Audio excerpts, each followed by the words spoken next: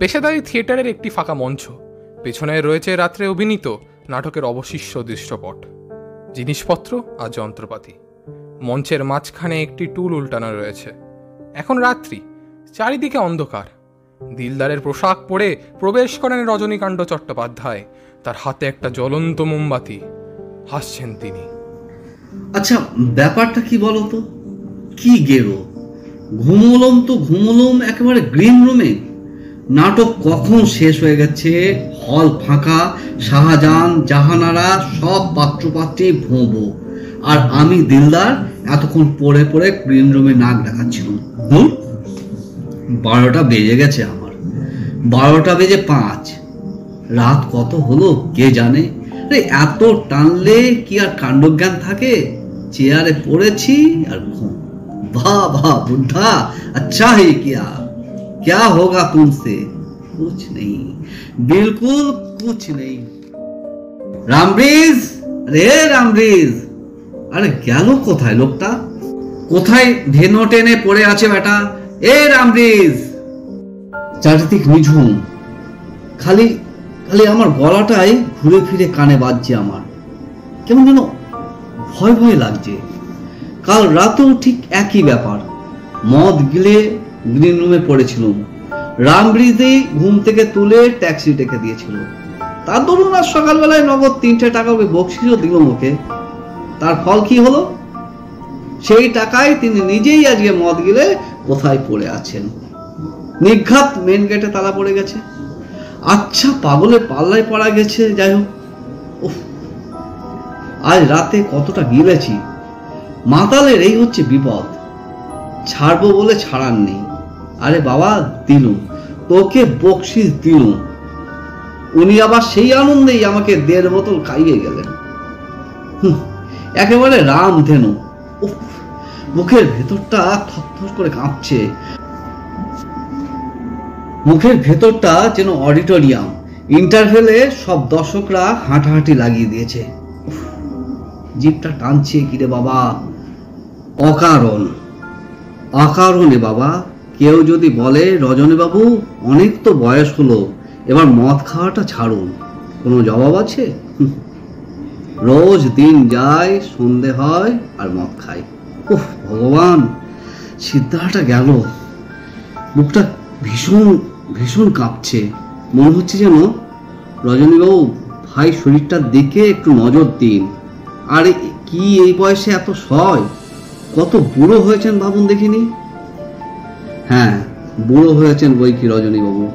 68টা বছর কি নেহাত কম বয়স? হ্যাঁ, ছোকরাদের মতো ঢং ঢং করতে পারেন। লম্বা চওড়া চেহারাটা আছে, আরো চালিয়ে দেবেন কিছুদিন।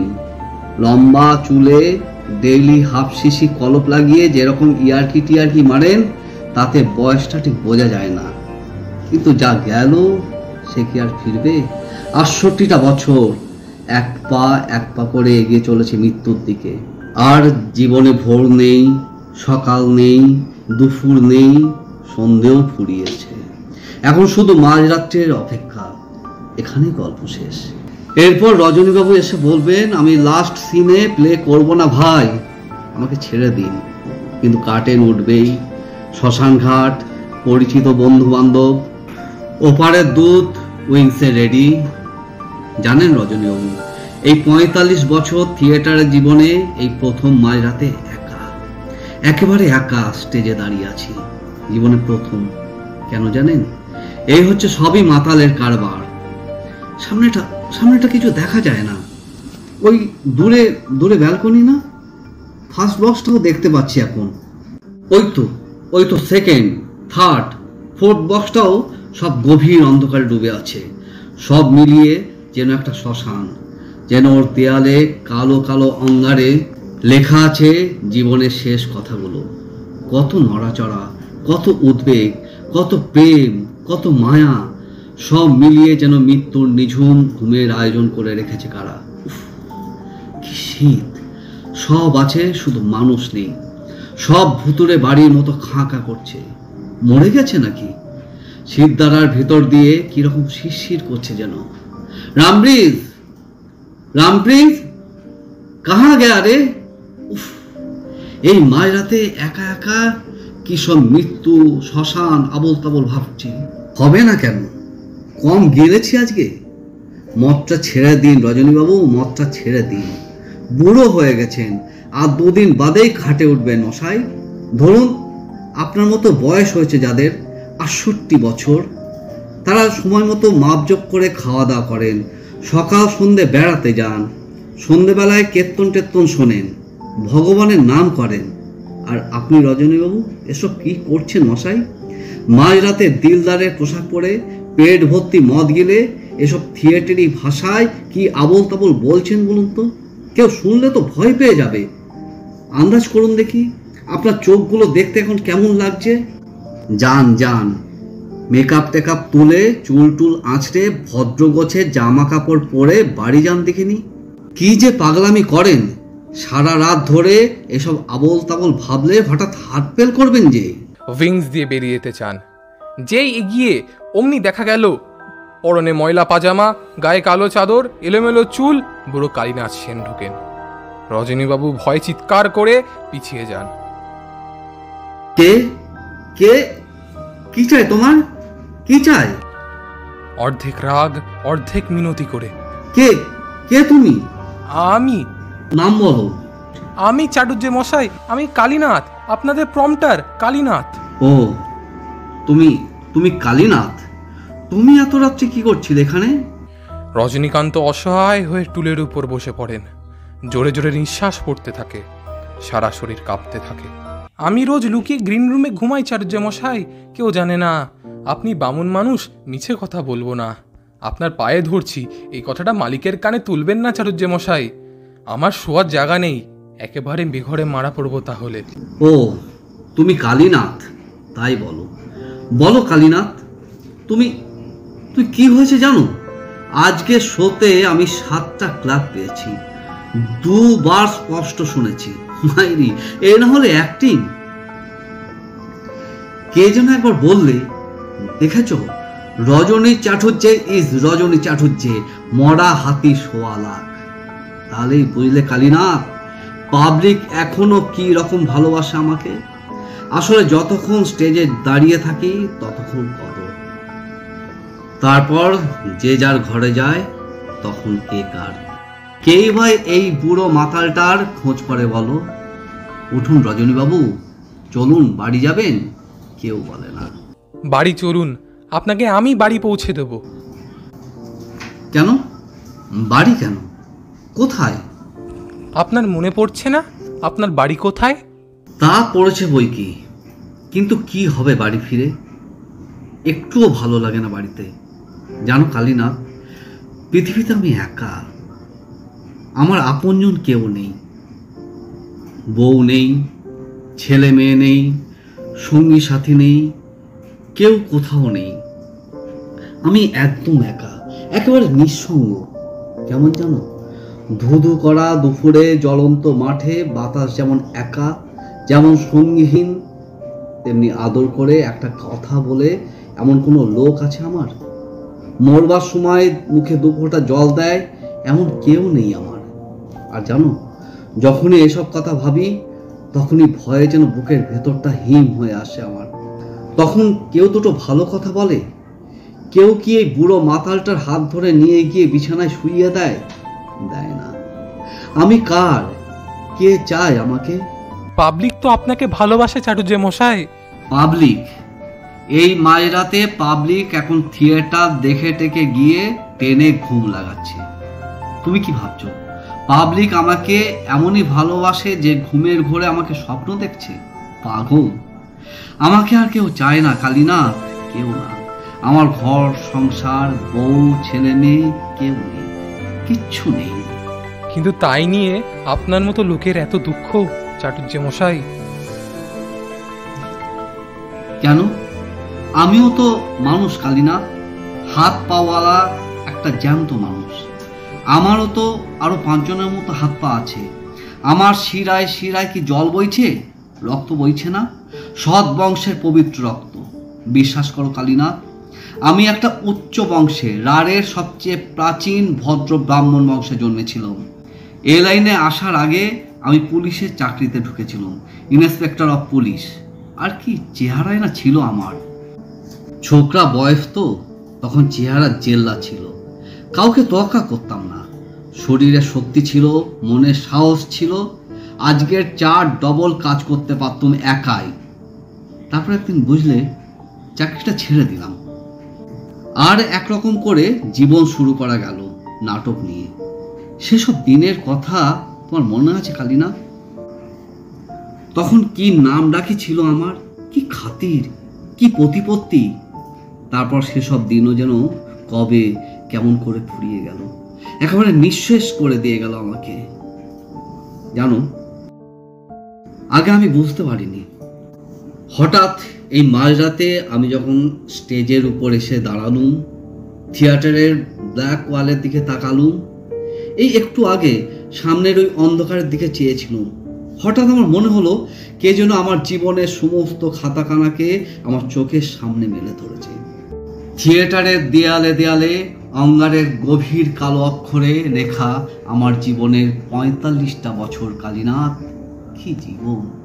ওই অন্ধকারে আশ্চর্য স্পষ্ট সেসব অক্ষর আমি দেখলুম কালীনাথ।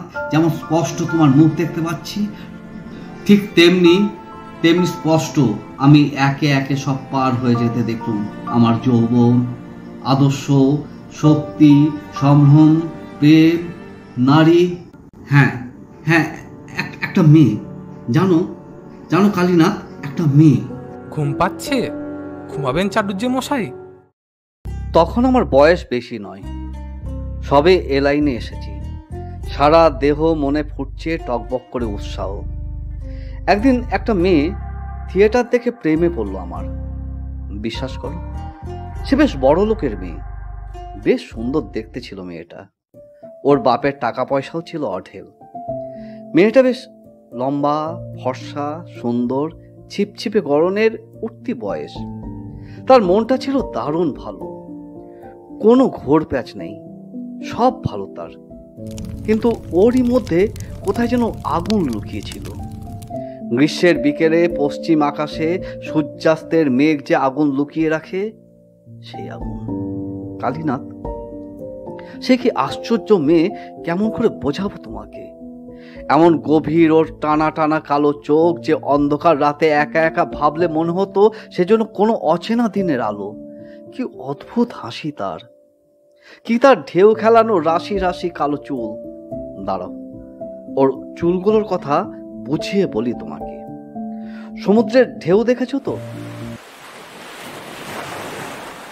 মনে হয় না ঢেউয়ে ঢেউয়ে কি আশ্চর্য শক্তি?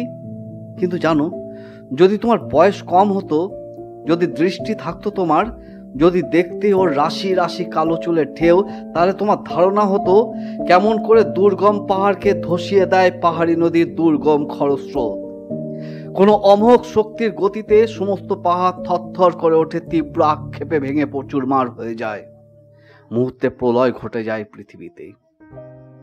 তখন কি মনে হয় না তোমার, এর ঢেউ আমাকে ভাসিয়ে নিয়ে যায় যত যাক, আমাকে উল্টে পাল্টে দিয়ে যদি জীবনের খেলা খেলতে চায় তো খেলুক। সত্যি জানো, হঠাৎ মনে হয় আমি ওকে স্পষ্ট দেখতে পাচ্ছি। আমি যেন ওর মুখোমুখি দাঁড়িয়ে আছি, ঠিক যেমন এখন তুমি দাঁড়িয়ে আছো আমার সামনে। আর একদিন তাকে দেখে মনে হয়েছিল ভোরের আলোর চেয়েও সুন্দর সে। সেই যে তার আমার দিকে সেই একরকম অদ্ভুত করে চেয়ে থাকা, মরে যাব তবু ভুলবো না তার সেই আশ্চর্য ভালোবাসা। ও শুধু আমাকে আলমগীরের পাঠ করতে দেখেছিল, আর কিছু নয়। আমার নিজের থেকে ওকে কোনো কথা বলতে হয়নি, রেখে ঢেকে সত্যি মিথ্যে কোনো কথা না। একদিন যেচে আলাপ করলো আমার সঙ্গে, তারপর ক্রমশ আলাপ থেকে ঘনিষ্ঠতা, ঘনিষ্ঠতা থেকে প্রেম, আর তখনকার দিনে আমার অ্যাক্টিং মানে সে একটা ব্যাপার। তখন তো আমার বয়সও বেশি না, সামনে পড়ে রয়েছে ব্রিলিয়ান্ট ফিউচার। তখন নিজের উপর কত জোর ছিল হে, তখন মনে মনে কত আশা, কত প্ল্যান। একদিন ওকে বললাম, অনেকদিন তো আলাপ হলো আমাদের, চলো এবার আমরা বিয়ে করি। এমনি করে আর কতদিন থাকবো আমরা? এবার আমাদের বিয়ের কথাটা তোমার বাবাকে বলি একদিন। ও কি বললো জানো? হ্যাঁ, আমি তোমাকে ভালোবাসি, চলো বিয়ে করি, কিন্তু তার আগে তুমি ওই থিয়েটার করা ছেড়ে দাও। থিয়েটার করা ছেড়ে দেবো কেন? ও যে বড় লোকের সুন্দরী মেয়ে, থিয়েটারের লোকের সঙ্গে জীবন ভোর প্রেম করতে পারে, কিন্তু বিয়ে নইব চ। আমার মনে আছে সে রাত্রে কি যে পাঠ করেছিলাম, কি যেন কি একটা বাজে হাসির বই। স্টেজে দাঁড়িয়ে পাঠ করতে করতে হঠাৎ যেন আমার চোখ খুলে গেল। সেই রাত্রে জীবনে প্রথম মোক্ষম বুঝলুম যে যারা বলে নাট্যাভিনয় একটি পবিত্র শিল্প, তার সব গাধা গাধা, তার সব মিথ্যে কথা, বাজে কথা বলে। অভিনেতা মানে একটা চাকর, একটা জোকার, একটা ক্লাউন। লোকেরা সারাদিন খেটে খুটে এলে তাদের আনন্দ দেওয়াটাই হলো নাটকওয়ালাদের একমাত্র কর্তব্য। মানে এক কথায় একটা ভাঁড় কি মোসাহেবের যা কাজ তাই। আর সেই দিনই বুঝলুম পাবলিকের আসল চরিত্রটা কি। তারপর থেকে ওসব ফাঁকা হাততালিতে, খবরের কাগজে প্রশংসায়, মেডেল, সার্টিফিকেটে নাট্য অভিনয় একটি পবিত্র শিল্প, এসব বাজে কথায় আমি বিশ্বাস করি না। পাবলিক মহোদয় হাততালি দেবে, খুব প্রশংসা করবেন, সব ঠিক, কিন্তু যেই তুমি স্টেজ থেকে নামলে তুমি তাদের কেউ না। তুমি থিয়েটারওয়ালা, একটা নকল নবিশ, একটা অস্পৃশ্য ভাঁড়। তা বলে কি তারা তোমার সঙ্গে আলাপ করবেন না? চা সিগারেট খাওয়াবেন না? তা খাওয়াবেন, অনেক কথা বলবেন, আলাপ আলোচনা করবেন, হাসবেন, নমস্কার করবেন। তা নইলে বাইরে জাহির করবেন কি করে, অমুক আর্টিস্ট, হ্যাঁ হ্যাঁ ওকে আমি চিনি, ওর সঙ্গে আমার খুব খাতির, উনি তো সেদিন অবধি আমার ঘরে। সব ঠিক, কিন্তু কোনো সামাজিক সম্মান তুমি পাবে না। থিয়েটারের পরিচয়ে কেউ তার মেয়ে কিংবা বোনের সঙ্গে বিয়ে দেবে কারো? কখনো না। জানো, তোমার ওই পাবলিক মানে থিয়েটারের টিকিট কেনা খদ্দেরদের আমি কাউকে বিশ্বাস করি না। পুরানো দিনের কথা ভুলে যান চাটুজ্জে মশাই, শুধু শুধু মন খারাপ করে কি হবে? চলুন বাড়ি নিয়ে যাই আপনাকে। নাট্যাভিনয় একটি পবিত্র শিল্প, এই পবিত্রতার নামাবলীটা সেদিনই হঠাৎ ফাঁস হয়ে গেল আমার সামনে, হঠাৎ। তারপর থেকে সেই মেয়েটা কি হলো কে জানে, আমারও আর কিছু ভালো লাগতো না। ভবিষ্যতের চিন্তা টিন্তা সব বই বাছাই পাছাই মাথায় উঠে গেল। আবল তাবল সব পাঠ করতে লাগলাম, সেসব যা তা পাঠ। লোকের মুখে শুনলাম জ্ঞানী ব্যক্তিদের মতে এইসব দেখে টেকেই নাকি দেশের ছোঁড়াগুলো গোল্লায় যাচ্ছে। তবু যেই স্টেজে নেমেছি তখন ওইসব জ্ঞানী ব্যক্তিরাই বলেছেন, বাহ বাহ, দারুণ, কি ট্যালেন্ট, ধুত্তরি নিকুচি করেছে ট্যালেন্টের। আস্তে আস্তে বয়স বাড়ল, গলার কাজ নষ্ট হয়ে গেল, একটা নতুন চরিত্রকে বোঝবার, ফুটিয়ে তুলবার ক্ষমতা নষ্ট হয়ে গেল।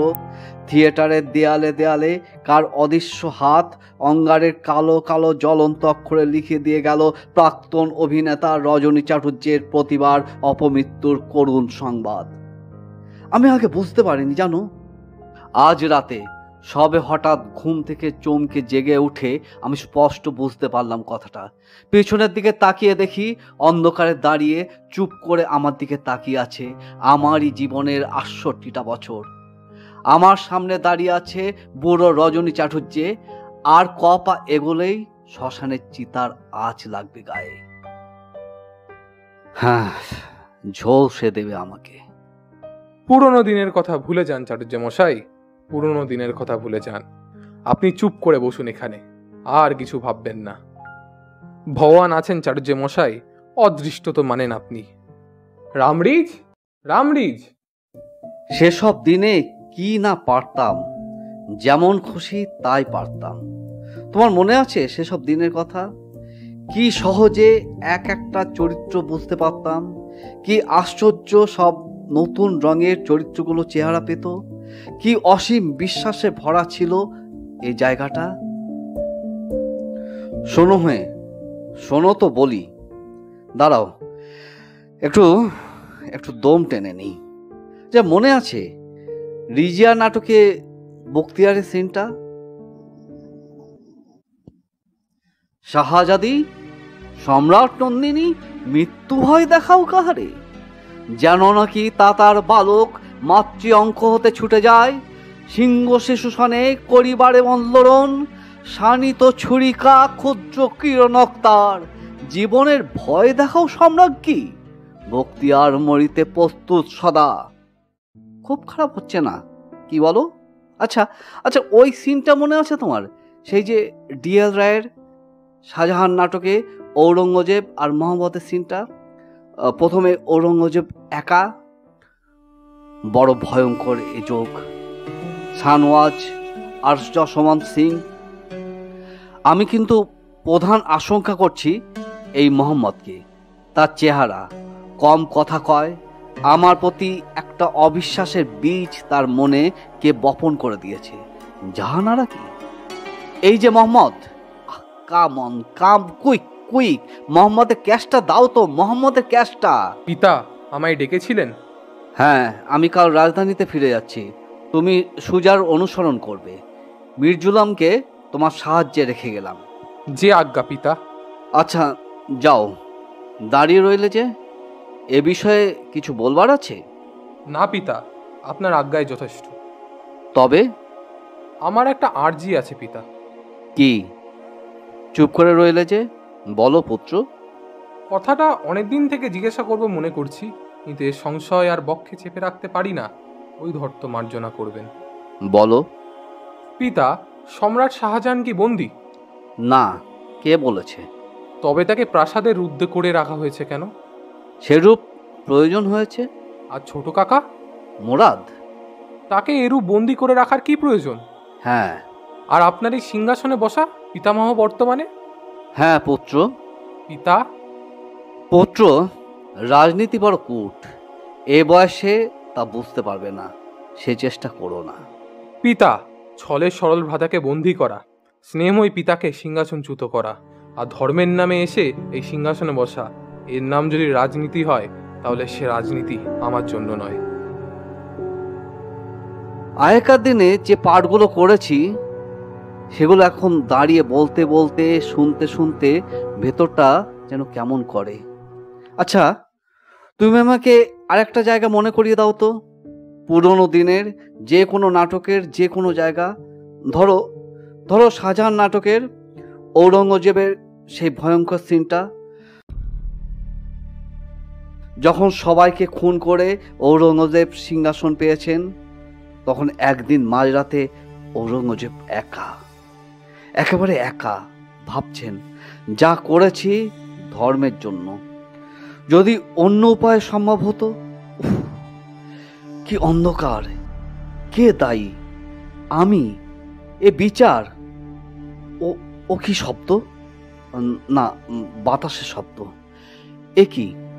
কোনো মতেই এ চিন্তাকে মন থেকে দূর করতে পারছি না। রাত্রে তন্দ্রায় ঢুলে পড়ি, কিন্তু নিদ্রা আসে না। উফ, কি স্তব্ধ! এত স্তব্ধ কেন? ও কি? ও কি? আবার সেই দাঁড়ার ছিন্ন শির, সুজার রক্তাক্ত দেহ, মোরাদের কবন্ধ। যাও সব, আমি বিশ্বাস করি না, আমি বিশ্বাস করি না। ওই তারা আবার আমায় ঘিরে নাচছে। কে তোমরা? জ্যোতির্ময়ী ধূম শিখার মতো মাঝে মাঝে জাগ্রত তন্দ্রায় এসে দেখা দিয়ে যাও। চলে যাও, চলে যাও। মোরাদের কবন্ধ আমায় ডাকছে। দাদার মুন্ডু আমার পানে এক দৃষ্টে চেয়ে আছে। সুজা হাসছে। এ কি সব, এ কি সব! উফ!